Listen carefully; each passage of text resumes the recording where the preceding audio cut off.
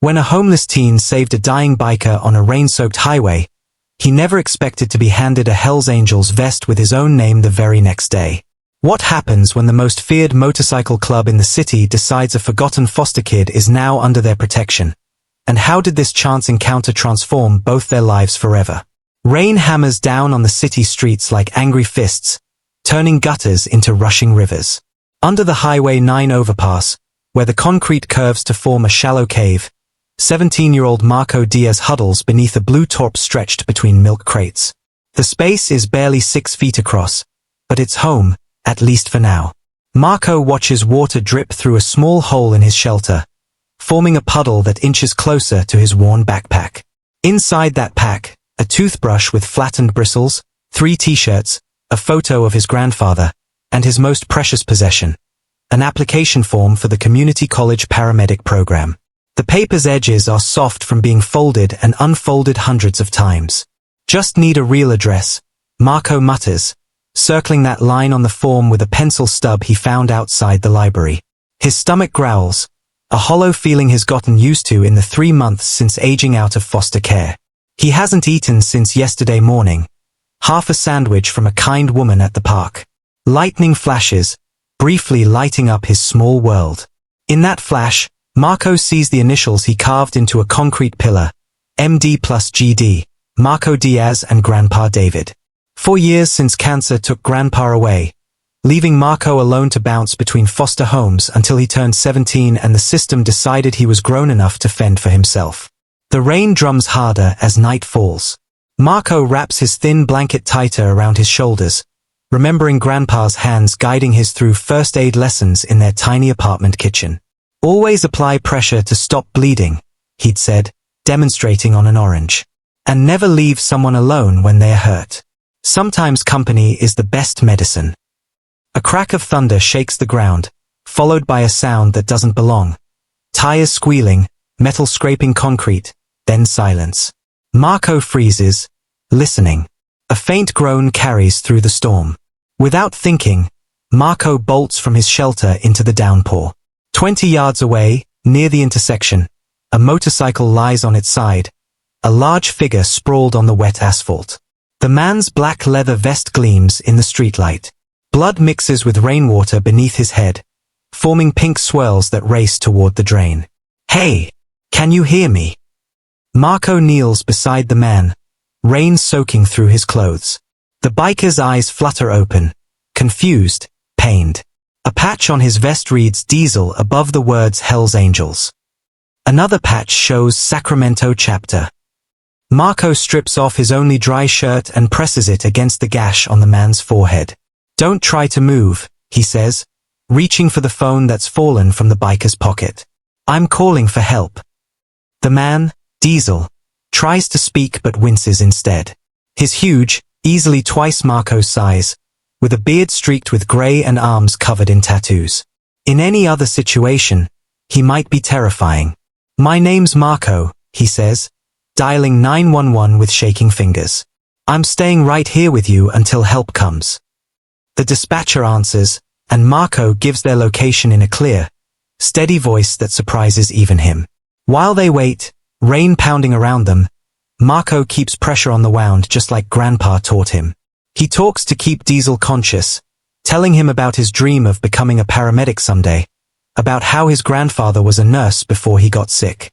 In the distance, sirens wail, getting closer. Diesel's massive hand finds Marco's wrist, gripping it with surprising strength. Kid, he rasps through gritted teeth, you're something else. Marco just shakes his head, water dripping from his dark hair. Anyone would have helped, he says, though he wonders if that's true. Nobody had helped him when he needed it most. The flashing lights approach, and Marco realizes he's shivering, bare-chested in the cold rain, his last dry shirt now soaked with a stranger's blood. The paramedics load Diesel into the ambulance, their movements quick and sure. One of them, a woman with kind eyes, hands Marco a thin blanket.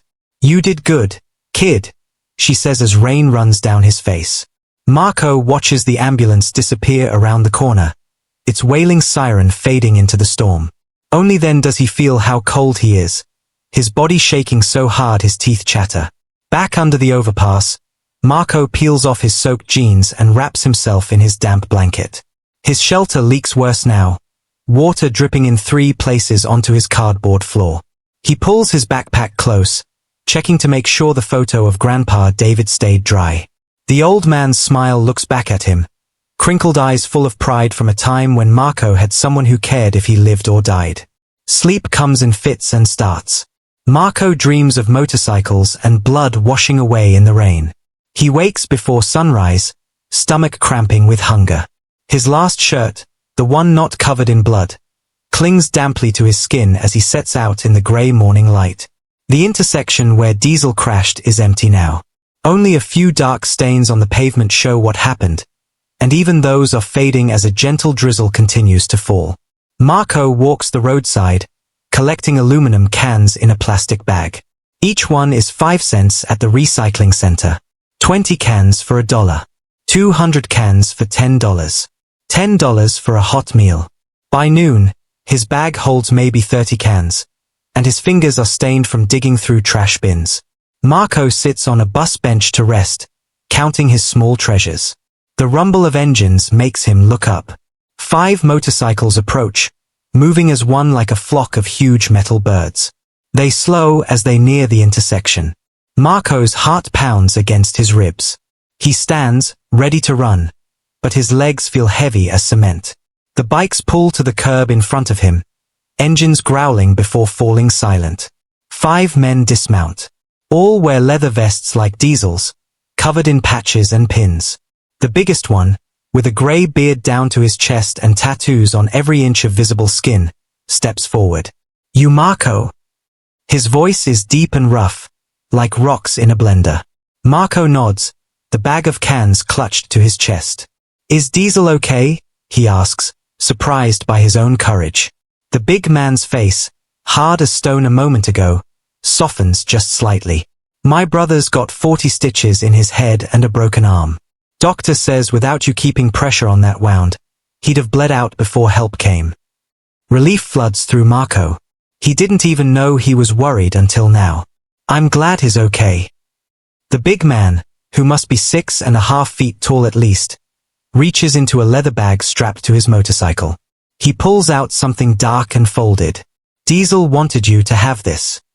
Marco takes it, fingers trembling slightly. It's a leather vest, smaller than the ones the bikers wear but made of the same thick material.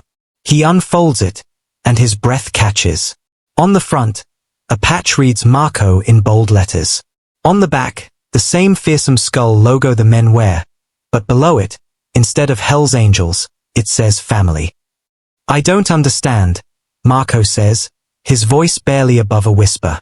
The big man crosses his massive arms. "You saved my brother when nobody else would stop. In our world, that makes you family." He looks at Marco's thin frame, the bag of cans, the ragged clothes. Family doesn't let family live under bridges. Another biker steps forward. "I'm Rex." "That's Bear," he says, pointing to the big man. "Diesel told us where he found you.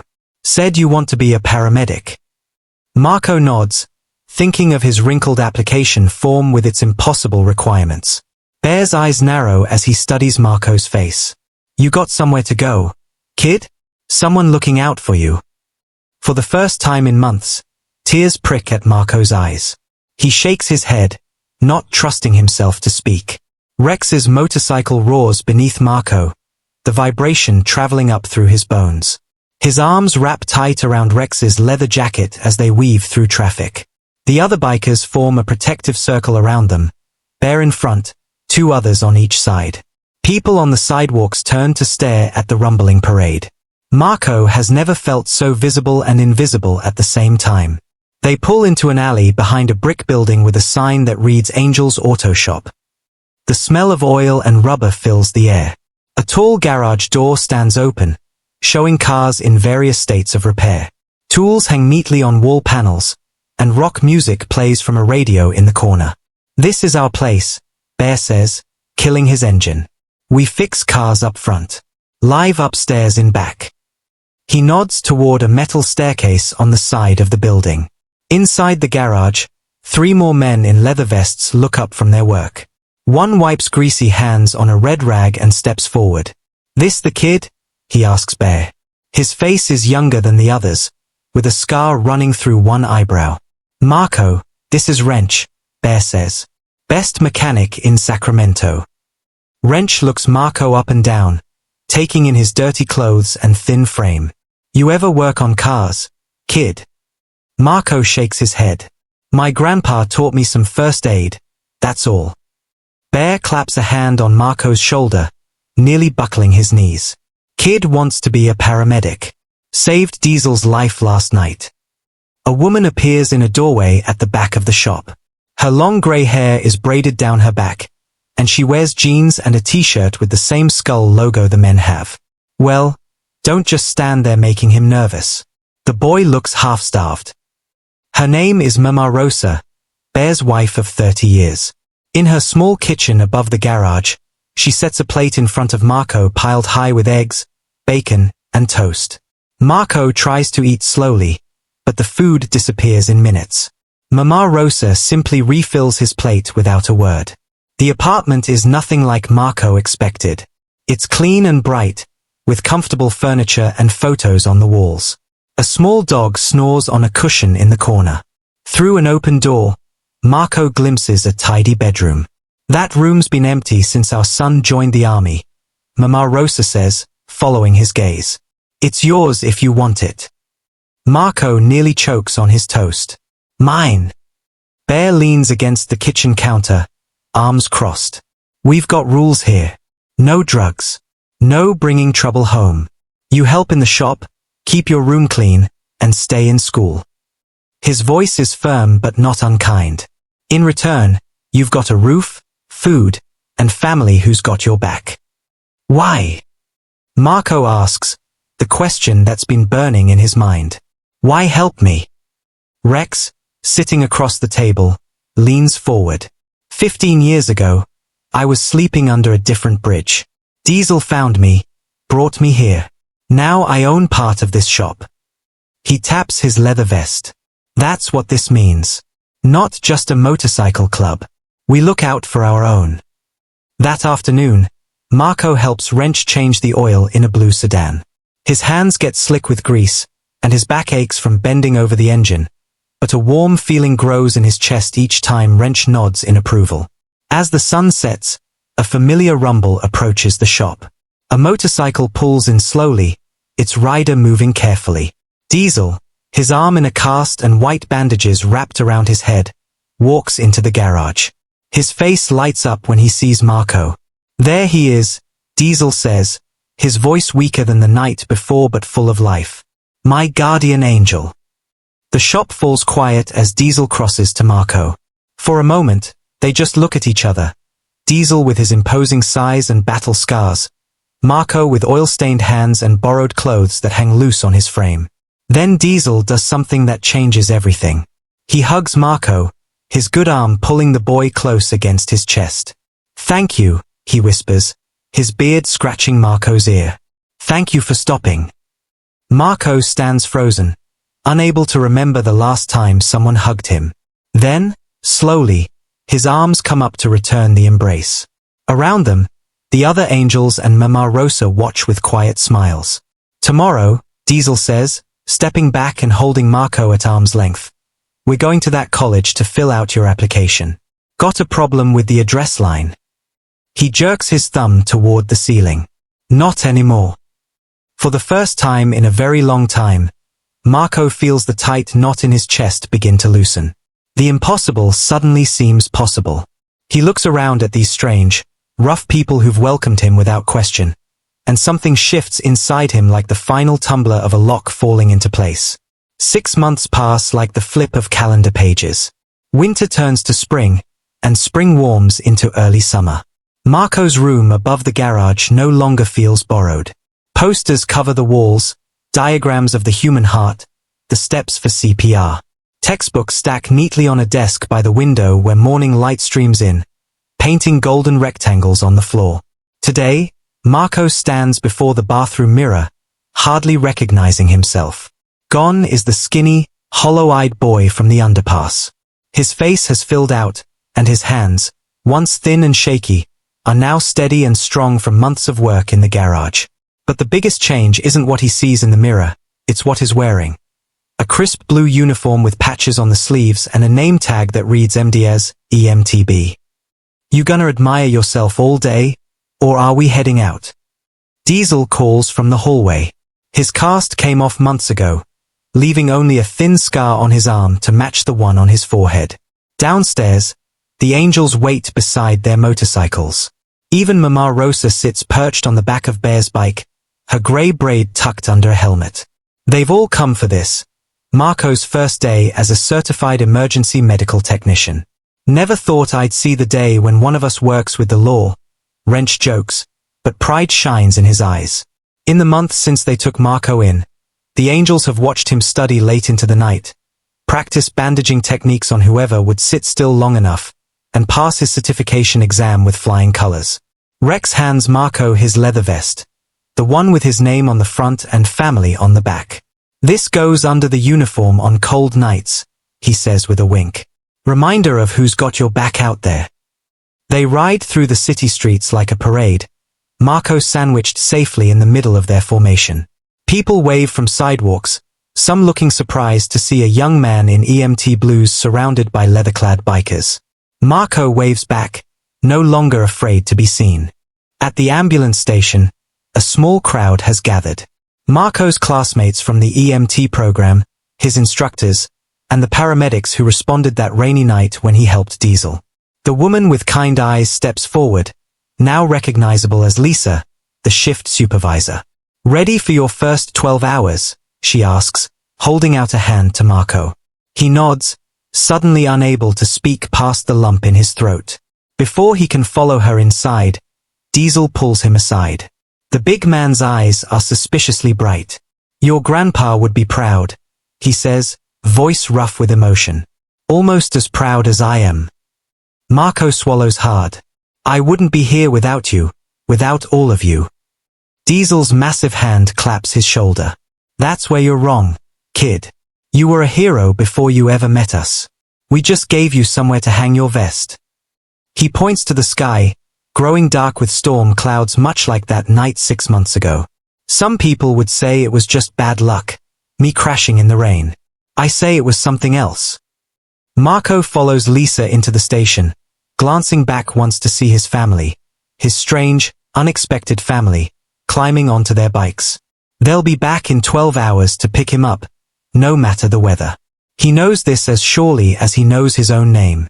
Inside, the ambulance waits, white and red and ready. Marco runs his hand along its side, feeling the cool metal beneath his fingers. 6 months ago, he watched one just like it carry Diesel away. Now, he'll be the one inside, helping people on what might be the worst day of their lives. Marco? We've got a call, Lisa says, already moving toward the driver's side. Motorcycle accident on Highway 9. A shiver runs through him, not fear, but a sense of things coming full circle. As they pull out of the station, sirens wailing, rain begins to fall. Through the windshield, Marco watches the first heavy drops hit the pavement, and he thinks of the boy under the overpass, how far he's come, how far he still might go. The ambulance rounds a corner, and there, at the intersection, the angels wait on their bikes. They raise their fists in salute as Marco passes, their leather vests shining in the rain. The last thing Marco sees before they disappear from view is Diesel, helmet raised, face lifted to the sky, letting the rain wash over him like a blessing. Thank you, Marco whispers, though no one can hear him over the siren's wail. For stopping. For seeing me. For everything. The ambulance speeds on through the storm, carrying him towards someone who needs help, someone waiting in the rain.